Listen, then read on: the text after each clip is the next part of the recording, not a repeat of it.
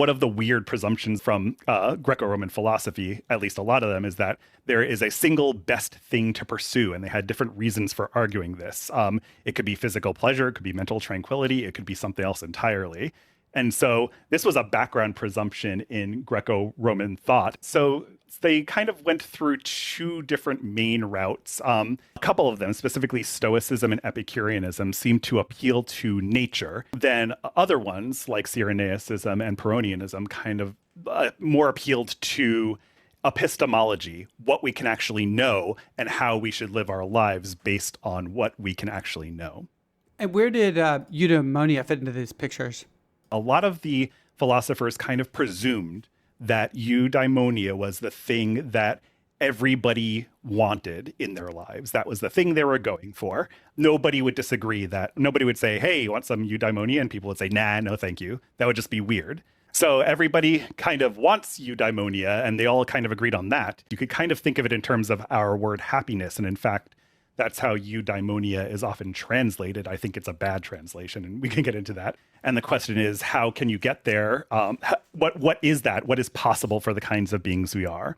Cyrenaicism is kind of like one of the easiest examples. So generally, we just know that pleasure feels good and we go toward it, and pain, it feels bad and we go away from it. And so the Cyrenaics argued that a lot of the other stuff that we think about and concern ourselves in the world are much fainter in our minds. They brought out the example of torture. When you want to try to force somebody to do something, you can call them names, but that's not nearly as effective as inflicting physical pain. This kind of pierces, this kind of sinks into your mind and is much more sharp and apparent to our minds than others. They then based their philosophy of trying to get the most amount of pleasure while minimizing pain. And since physical pleasure is much more apparent than mental pleasure, they then argued that physical pleasure is the highest good, and a eudaimonic life is a life that is maximally filled with physical pleasure. Do each of these other philosophies you mentioned have such a clear goal as like seeking physical pleasure, or do they approach things really differently? Pyrrhonian skepticism is the odd one out, because one of the goals of Pyrrhonian skepticism, so they have a view of eudaimonia, which is something called ataraxia, which is mental tranquility. It is the Greek word which described in ancient texts the ideal mental state of a soldier going into battle. Like, they're just chill. And so they thought eudaimonia was achieving ataraxia through doubting non-apparent things that are just not, you don't see through your senses. So any ideas, just don't worry about it too much. And because worrying about ideas and philosophical things is the cause of mental stress, by dropping your worries about non-apparent things, you'll ultimately achieve mental tranquility. And that is eudaimonia, is ataraxia for the Pyrrhonian skeptics. What is Epicureanism telling you to pursue? Epicureanism also wants you to pursue pleasure, but they're going to argue with the Cyrenaics, and they rest their arguments on human nature.